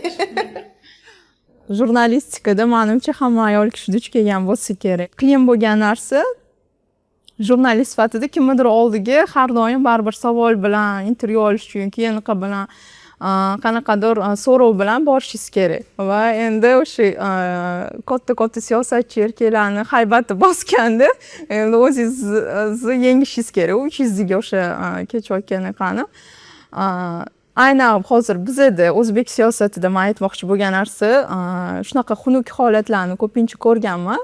Agar ayol kishi jurnalist borsa siyosatchilar ko'pincha yo anaqa man shoshyotgandim yo kech qolyotgandim yoki anaqa agar lekin erkak kishi borsa u erkak kishini hech kim tanimaydi masalan u ham balki qanaqadir yangi kirib kelayotganiqadir zaprosini eshitishadi nimani so'ramoqchini shunga qarab kelgan balki muomala qilishadi balki nima qilishadi lekin to'g'ri hozir balki u narsa faqat ayollar bilan bog'liq emasdir chunki hozir o'zi siyosatda shunaqa narsa hamma qo'rqadi qanaqadir intervyu berishga chunki kontekstdan olib srazu chiqarib yuboradigan nashrlar ham bor ayniqsa hozir internet jurnalistikasi rivojlanganda lekin shu narsa bor o'shaning uchun jurnalistlarni hech bo'lmaganda eshitinglar jurnalistlarga vaqt ajratinglar va erkak kishimi ayol kishimi o'sha stereotipni yo'q qilinglar degan katta iltimosim bor edi. Menimcha hamma yo'nalishda bor. Unda hayotimizdagi hamma yo'nalishda ayollar nimadir boshlaysa, u ayol kishi-ku degandek fikr bilan qarashadi. Masalan, u faqat O'zbekistonda deya olmayman. Masalan, 2021-yilning UNESCOning hisobotiga ko'ra ayollar erkak hamkasblariga qaraganda ilmiy tadqiqotlar uchun kamroq grant oladi va kamroq e'tirofga sazovor bo'ladi. Masalan, milliy ilmiy akademiyalar a'zolari orasida ayollar ulushi atigi 12% tashkil etadi. Bu dunyo bo'ylab. O'zimizni ham Fanlar akademiyasi saytiga kirib ko'rsangiz, akademiklarning rasmini qarab chiqarganingizda sanoqli ayol ko'rishimiz mumkin. Bu hamma yo'nalishda.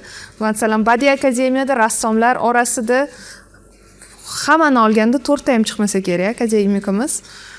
Siz ilmiy tomonda qanaqa qiyinchiliklarga duch kelasiz ayol tomonidan? Tarixchi sifatida nimani aytishim mumkin? O'zi ijtimoiy gumanitar sohalarda oxirgi 30-35 yil ichida ayollar soni tenglashgan yoki sal ko'proq deyishimiz ham mumkin. Filologiya yo'nalishi bo'ladimi yoki adabiyot yo'nalishi bo'ladimi? Lekin shu bilan birga ayol tadqiqotchilarga qaysi ma'noda grant yutishligi mumkin agar u sohasini yaxshi bilsa, lekin baribir oila bola chaqasi bo'lgani uchun ko'pga keta olmaydi. Misol uchun men maksimum 1 oylik grantlarga apply qilishim mumkin. Agar yutsam ham o'sha O'zbekistonda jalb qilinib O'zbekistonda qolishga harakat qilishim kerak. Chunki shunaqa holat bo'lganki, o'zim ilmiy karyeramda 6 oylik grant yutganman, Amerikaga ketishim kerak bo'lgan. Lekin shu 6 oylik grant uchun 1 yil ruxsat so'raganman va har xil distansiyalardan boshlab, ya'ni bu o'zimni Fanlar akademiyasi, u paytda Oliy ta'lim vazirligiga tegishli edi va hokazo va hokazo. Va xo'jayinim o'zi bir 3 oy ruxsat olish jarayoni bo'lgan. 1 oyga deganlar, xo'p deb yana qaytadan grantimni ko'rib chiqishi va shu Indiana universitetida 1 oy qolgan 5 oy O'zbekistonda o'tkazishimga ruxsat berishini so'raganman. Ular xo'p deyishgan. Ana undan keyin turmush qurganimga u paytda adashmasam 13-12 yil bo'lgandi. O'sha tashkilotimiz direktorining oldiga kirib olmanda, shunaqa Amerika grant yutganman desam, ota-onangiz xabardormi deyishgan. Keyin men aytganman, ha, xabardor, lekin men o'zim turmush qurganimga shuncha yil bo'ldi. Uyimdagilardan ruxsat olib kelyapman desam, ishonmagan direktor, onamga telefon qilganman. Onam, ha, xabarim bor deganlar. Qizimni turmushga berganman. 12 yil bo'ldi. Uydagilar nima desa shu deganlar. Qo'rqmayapsizmi qizingiz qolib ketishidan deyishgan. Yo'q, bilmayman, men uchun Amerika faqat ilmiy tadqiqot ishimni amalga oshirib qaytadigan joy, lekin o'sha paytda men bilganmanki, O'zbekistonda Amerika ketding, bo'ldi sen qaytib kelmaysan. Hatto o'sha chegaradan kirib kelayotganingizda ham chegarachi qanchaga kelding? 1 oyga voy bor yo'g'imi? Amerika yo'q qanaqa? Tipi ishonmayapti-da menga. Qolib ketasanmi baribir degan. Mayli, okey deyman. Endi men endi chegarachiga ham tushuntirib o'tirmayman, ilmiy ishimni, tadqiqotimni deganman. Kirib borganman. Tadqiqotimni amalga oshirganman, ko'rganman haqiqatan ish ko'p, qolishim kerak bo'lgan, lekin o'sha 1 oyga ruxsat so'raganim uchun 1 oydan keyin qaytib kelganman va o'sha holat bilasizmi qanaqa bo'lgan? Hammadan ruxsat olaverasiz va yana shunaqa holat bo'lganki, esimdan chiqmaydi. Navro'z payti edi, ruxsat kelmayapti, ataylabdan cho'zishyapti, boshqa qilishyapti. oyim uyda sumalak qilganlar qaydananga olib borgan oyijonim yaxshi ko'radilar. Xo'p, endi mashinaga o'tirgan paytim edi, ya'ni mashinani endi haydash boshlagan paytim edi. Har safar tormoz bosganda ani 2-3 litrli sumalak bir-biriga tegaveradi. Men aytsa, juma kuni javob chiqdi, ha borishingiz mumkin. Men hali bilet olmaganman Amerikaga. U hamma o'ylaydiki, Amerikaga viza olish qiyin. Yo'q. Amerikaga O'zbekistonda ilmiy tadqiqot qilish uchun rasmiy distansiyalardan ruxsat olish qiyin bo'lgan. Bu o'sha 2016-yilga qadar bo'lgan davrda aytyapman. Undan keyin ancha yengillashgan, ilm ta'limga ham ancha yengilliklar berilgan va har safar to'xtaganda o'sha 2-3 litrli banka sinib sumalak to'kilib ketmasin deymanda. Va shu holat bo'lganki, shu ertasiga уже uchib ketishim kerak, lekin bron qilib qo'yganman, biletni olishim kerak. Juda ham qattiq stressdaman, biletim hali yo'q, hali hech narsam tayyor emas. Ya'ni o'sha ruxsat olish jarayonida nimalardan o'tganimni Xudo biladi, o'zim bilaman. Va shunda aytganmanki, Xudo xolasa, Nyu-Yorkka borib, Manhattanda Starbucksga kirib kofe ichasan, hilola hammasi o'tib ketadi deganman. Maqsading orqada sumalak, oldinda edi u. Men aytganman, bo'ldi, shuni maqsad qilgin deganman. Shu sani anaqa endi deganman. Shunda san chiqib ketasan. Xuddi shunaqa charchoq hissi, ya'ni ruxsat olish marosimiga marosimi deyman. Men ruxsat ilm qilish uchun ruxsat olish marosimi bu Eronga ketishimdan oldin ham shunaqa bo'lgan va u yerda o'sha puli tabiat deyiladi, ya'ni ko'prik, tabiat ko'prigi bor, juda chiroyli Tehron o'zida. O'sha yerda o'sha mevali choy ichib charchog'imni chiqazganman deb aytganman. Har bir qiyinchilikning orqasida bitta yengillik turadi. O'sha yengillik sizni keyingi ishlaringizga turtki bo'ladi. To'xtashingiz kerak emas. O'sha komfort zonadan siz chiqsangiz, sizni ishingizni hurmat qilishi, yon atrofdagilar boshlasa, avvalambor birinchi o'zingiz hurmat qilishingiz kerak. Agar ko'z bo'yamachilik uchun, vaqt o'tkazish uchun, sharqshunoslik yoki tarix sohasiga kirgan bo'lsangiz, sizga ham shunaqa qarashadi. Navbatdagi bir konferensiyaga, navbatdagi bir maqolasida ishtirok etyapti deydi. Lekin siz haqiqatan ham shu ilmni ichiga chuqur kirib, shuni aytib bera oladigan qobiliyatga ega bo'lsangiz, uni yon atrofdagilaringiz ham baribir xursand qiladi. O'sha podkast boshlanishidan oldin aytdingiz-ku, qaynota-qaynanangiz yo'q, menda teskarisi, ya'ni menda qaynota-qaynonam men professor bo'lmaganimcha qo'yishmaydi, chunki kelinimiz kamida professor bo'ladi deb niyat qilishgan. Shuning uchun qaysi rasmiy lavozimda ishlashimdan qat'iy nazar men professor va doktor nauk bo'lishim kerak. Chunki ularni o'zini yana bitta qo'shnimiz bor, Sharifa Kenaya. O'sha Sharifa Kenaya ham shunaqa gaplari bor. Bizni mahalladan ham akademik chiqsin deydilar. Shuning uchun men akademik ham bo'lishim kerak deb qo'yaman. Lekin bular hammasi stereotiplar qaysidir ma'noda. Muhimi esa o'sha ilmda biror bir so'z ayta olishingiz, shu so'z sizni tarixga to'g'ri talqinni shakllantira olishi muhim deb bilaman. Va bunaqa hikoyalar shu studiyada o'tirgan har birimizda juda ko'p.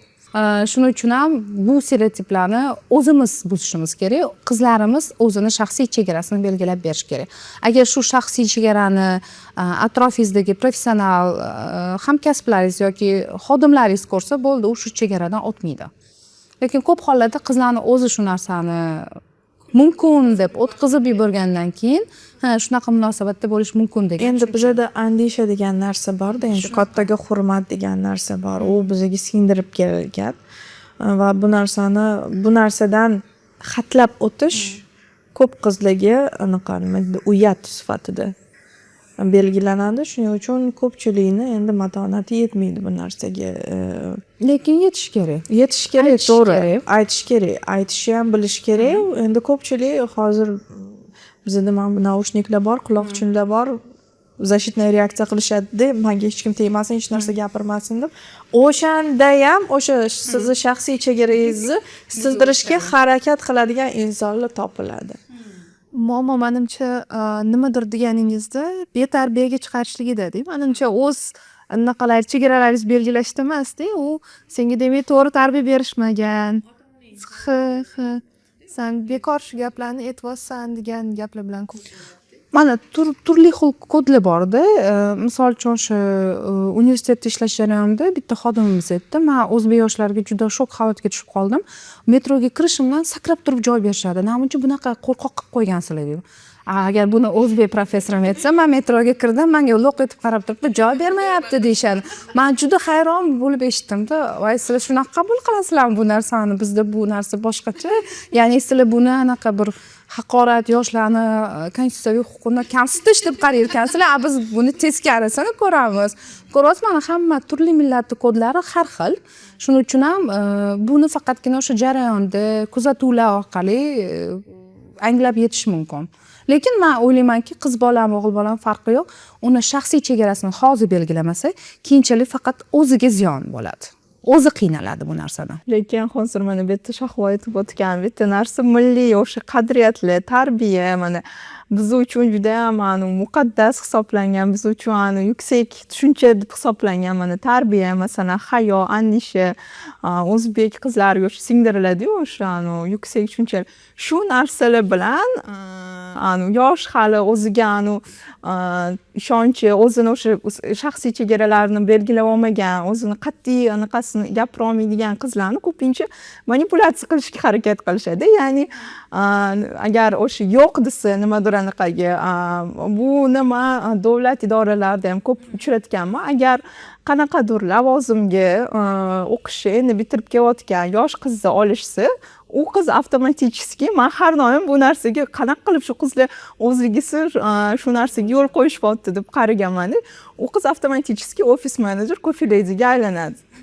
Uni lekin umuman lavozimi bo'yicha naqalar umuman boshqacha, o'sha funktsionali va o'zidan o'zi xuddi Trudovой kodeksga yozilgandek o'sha kofe damlash yoki idish nimadir qilish kerakligida u qabul qiladi, shu narsani ham ishini как бы bitta части. Ya'ni agar bir xil bilmayman, balki yo'q desa shunaqa holatlar ham bo'lgan, qiz bola qilish kerak. Yoki shu boy tarbiya bermagan ekan ota-onasi. Shu narsa o'zbek madaniyatida ham, qadriyatida ham juda chiroyli yo'q deydigan bir ming xil tur uslubimiz bor. Men bu ishni qila olmayman, uzr, balkim o'rgatarsiz yoki balkim boshqa insonga buyurarsiz va bu uslublarni ishlata olishimiz kerak. Biz juda kam qadriyatlarni zamonaviy ko'rinishga olib kelmayapmiz. Aslida bizda o'sha g'oyaviy generatorlar ishlamayapti. Agar shu g'oyaviy generatorlar ishlaganida edi, biz jamiyatni qadriyatni saqlagan holda yo'q deya olardik. Masalan, Kamila ham o'sha o'qishni davom ettirasanmi, yoki erga tegsam, albatta o'qishni davom ettiraman deb aytgan. Yoki Niginani holati. Bekitib bo'lsa ham o'zini ishini qilgan. Ya'ni bu andisha to'g'ridan to'g'ri yo'q deya olmagan, lekin o'zini orzusidan ham voz kechmagan. Xuddi shunga o'xshab o'sha oddiy ofis menejer bo'lib kirayotgan qizlarimizga ham yozilmagan bo'lsa, boshqa qilinmagan bo'lsa, yo'q, men bu ishni qila olmayman, uzr, men lavozim yo'q. Hozirgi yoshlardan xavotir olmasangiz bo'ladi. Hozirgi yoshlar sizdan mandan aqlli, shaxsiy chegarasini juda yaxshi biladi. Yo'q. Hozirgi yoshlar zummerlar va ular juda yaxshi bilishadi va sizga qaytanga yashashni qanday o'rgatadi, nima qilishni o'rgatadi. Shuning uchun bu holatlar ham bor, lekin yo'q deya oladigan o'zbek qizlarimiz ham bor. Mana bittagina o'sha Niginani hikoyasidan Germaniyada o'qiyotgan ko'pgina o'zbek qizlarimiz aniq va tiniq maqsadga qarab intilishmoqda. Ya'ni 5 yildan biza balkim o'zimiz yoshimizda 5 yildan keyin o'zimiz qayerda ko'rishimizni bilmagandirmiz. Lekin bu qizlar 1 yil, 2 yil, 5 yildan keyin qayerda ekanligini taxminan biladi va o'sha tarafga qarab intilmoqda. Masalan, o'zini fikrini aniq-tiniq ayta oladigan qizlarni tarbiyalash uchun nima qilish kerak onalar? O'ziga ishonch bilan o'stirish kerak. O'ziga ishonish kerak. Birinchi navbatda mana shu yerda o'tirgan har bir inson o'ziga qattiq ishongani uchun, qaysidir ma'noda sen buni uddalay olasan degan narsani shakllantirgani uchun ham shu narsani qila oladi. O'sha podkastda boshida ham aytgandek, ko'proq o'zimizni anglashimiz uchun o'zimizga ko'proq savol berishimiz kerak. Nima uchun, nimaga, qayerda, kerakmikan degan narsani ko'proq o'zimizdan o'qib izlanishimiz kerak. Albatta bu juda muhim. Shuning uchun hozirgi kunda yoshlarimizga o'sha o'zbek tilidan, rus tilidan, ingliz tilidan sifatli kontent yetkazib berish muhim masala deb bilaman. Bor, yo'q emas, lekin kam. Qiziqtira olish kerak menimcha birinchi o'rinda, chunki hozir internetdan ochiq ma'lumotlarni ham olishmaydi odamlar, u bir nima qilib berishingizdan oldin o'zingiz yo'naltirib, shuni mana shu qiziq deb ko'rsatmaguningizcha. Hozirgi kunda insonni biror bir predmetga, biror bir sohaga bag'ishlangan vaqti 17 daqiqa bo'libdi. oldin bu 2-2,5 soat bo'lgan bo'lsa hozirgi kuni zoomerlar avlodida bu 1-1,5 daqiqa, uzog'i bilan 2 daqiqa. Ya'ni diqqat bo'linish holatlari juda ko'p. O'zimiz ham yuzma-yuz yaqinda Turkmanistonga konferensiyaga bordim, Husniyaga ham aytdim shekilli. Juda xursand bo'lgan narsam insonlar odam yuziga qarab ko'p gaplashar ekan. Chunki internet yaxshi ishlamaydi Turkmanistonda va siz muloqotdan zavq olasiz. Yoshlari ham, qariyalari ham hammasi yuziga qarab shu anaqa uslub bizda yo'qolib borayotgan. Ashxobodga borgandan keyin anglab yetdim. Ya'ni insonni yuziga qarab gaplashish bizda tobora kamayib ketayotgan ekan. Ko'pincha so'rasak ham yonidan so'rang, "Sana bo'ldi, rahmat" deymizda, yana boshqa ishga u yuzingizga qarab javob berib, bitta sizni yuzingizda ko'p diqqatni saqlab qolish, bilmadim, men uchunga ham voy ko'p gaplasha olmasa deb qo'yaman. Va shu narsani bildimki, bu haqiqatan bizning jamiyatga kerak ekan. Va bu bo'yicha ham hozir har xil tadqiqotlar olib borilmoqda. Shu O'zbekistonda yetishmayotgan tadqiqotlardan biri bu o'sha g'oya generatorlari. Ya'ni biz bilamizki, davlat buyurtma beradi, nodavlat tashkilotlari tomonidan biror bir g'oyani propagandasi bilan shug'ullanadi. Lekin uni oxiri qayerga, uni natijasi nima bo'lishi haqidagi javobni biz oldindan ko'ra bilmasligimiz eng yomon holatlardan biri. Ayollarni o'zini erkin ifoda etish uchun qanday qo'llab-quvvatlash mumkin bo'ladi?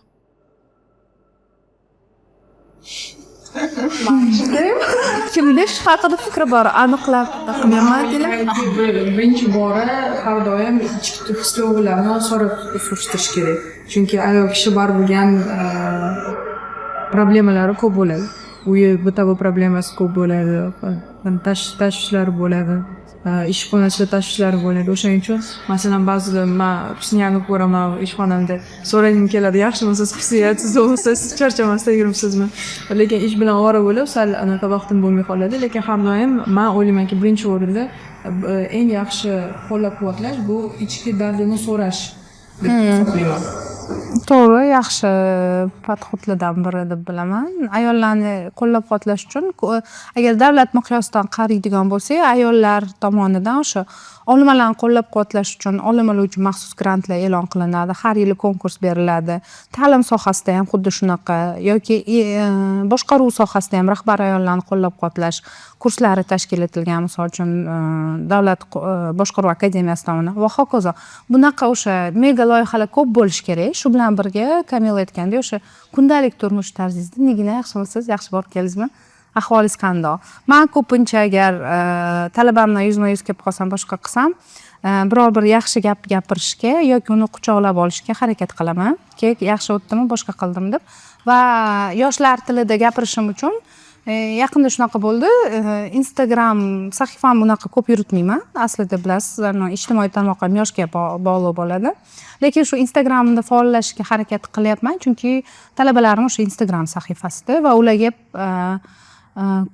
podpiska tashladim. Ular ham menga podpiska tashlashdi. Ya'ni men ularni kuzatmoqdaman. Ular nima qilishmoqda, nimani xohlashmoqda.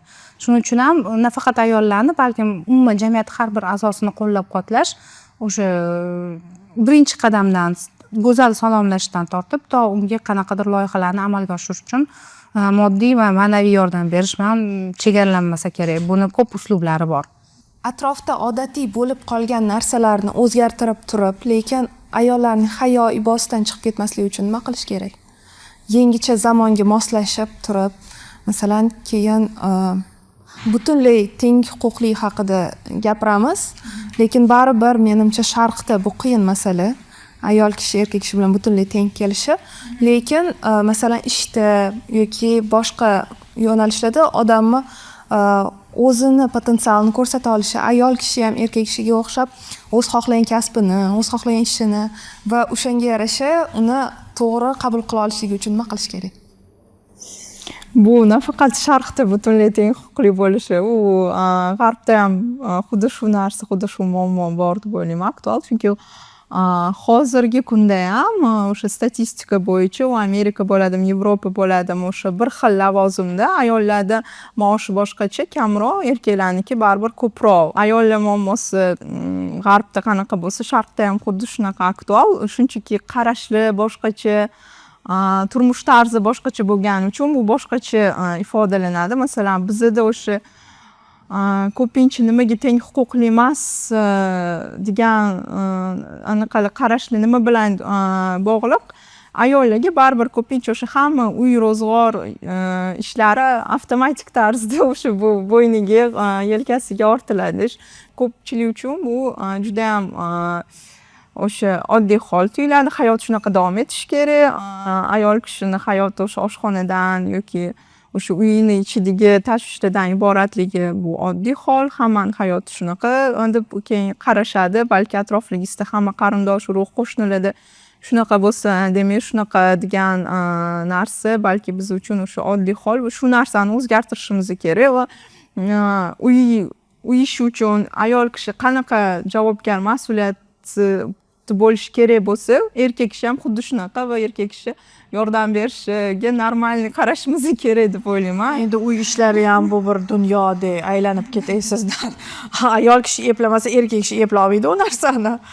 Lekin bilasizmi, shu gapingizga anaqa endi baribir ustozlarimiz bor, shu teatr yo'nalishiga qaytsak, aktrisalar Saida Rametova deymizmi, o'shalar bilan syomkalarda ko'rishgan paytimizda shu gapirib berishardi-da, biza deyishadi anaqa nima deydi, repetitsiyalarga temperaturasi ko'tarilgan bolalarimizni olib kelib, o'sha yerda ham qaynona qaynotani ishini qilardik, ham uyga kelib repetitsiyalardan bo'shab anaqa uy ishlarini qilib, ovqatlarni solib, o'sha bolamizni ko'tarib mana shu yerlarga kelardik degan gaplarni gapirib berishsa, men hayratda qolardim-da, qanaqa qilib.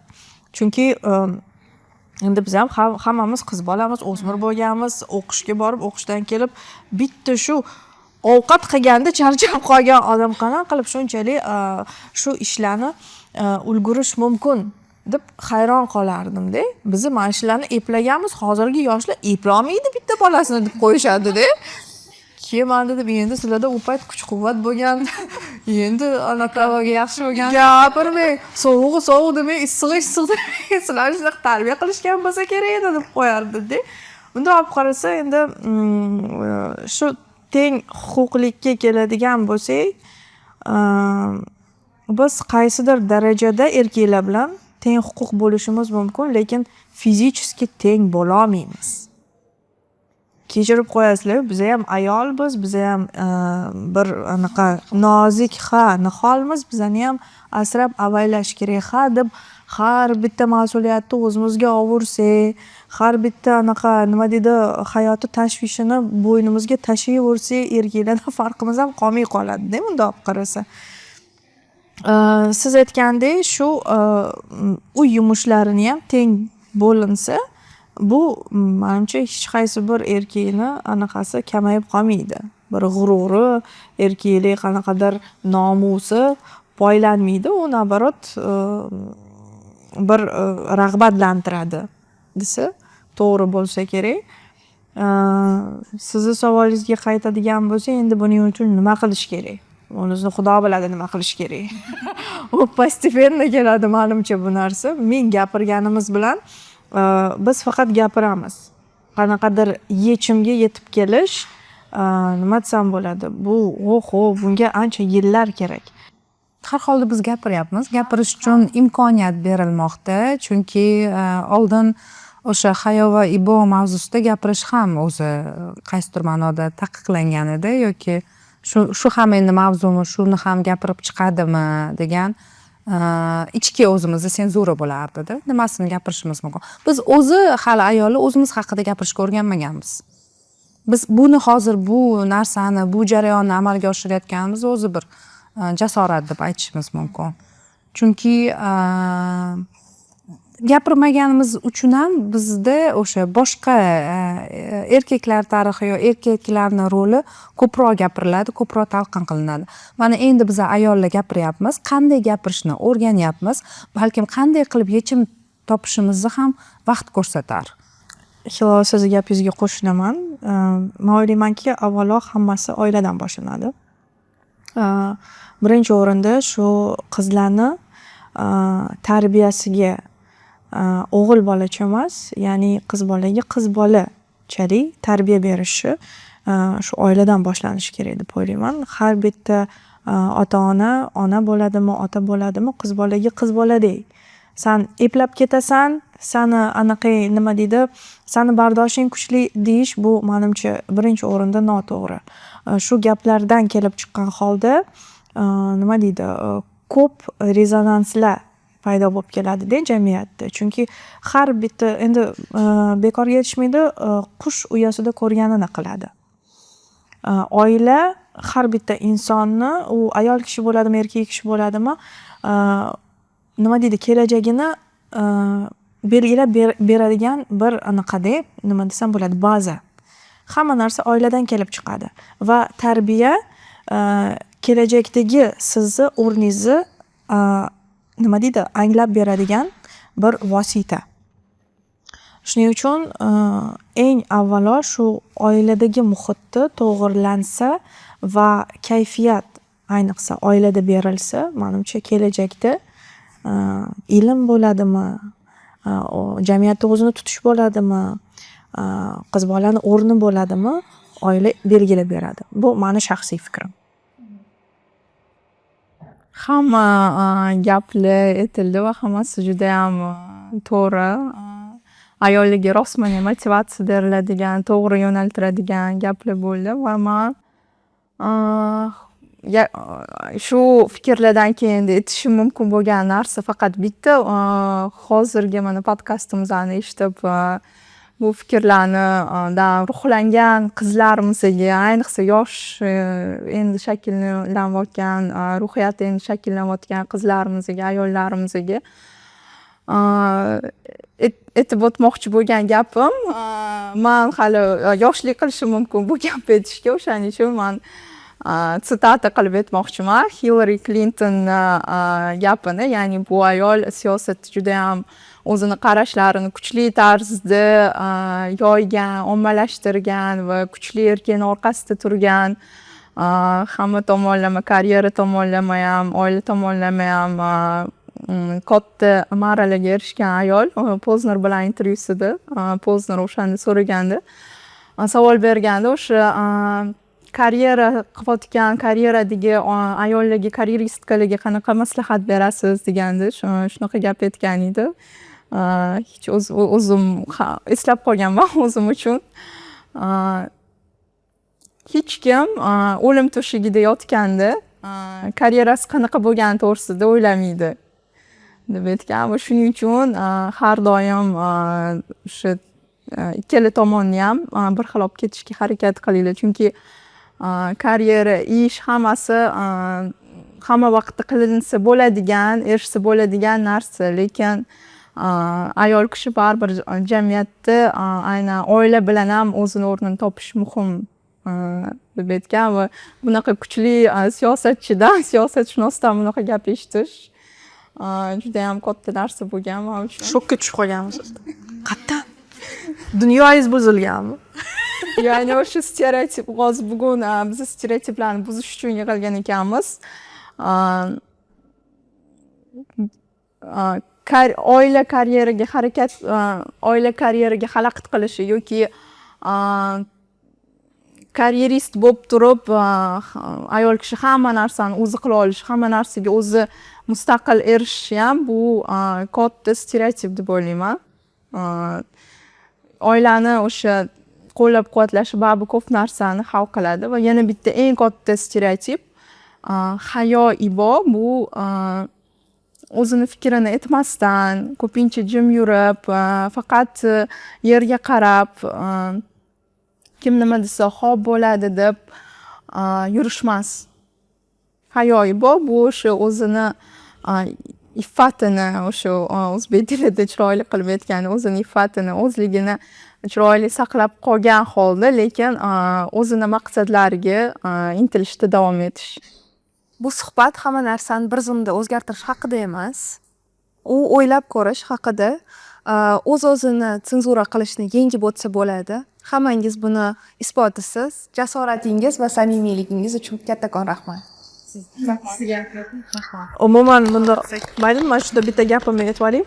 Umuman bunda olganda aynan mana shu proyektni nima desam bo'ladi, qo'rqmay yo'lga qo'yganinglarga sizlarga rahmat. To'g'risi taklif uchun kattakon rahmat. Juda ham mazza qildik va shu ruhda davom etasizlar degan umiddaman.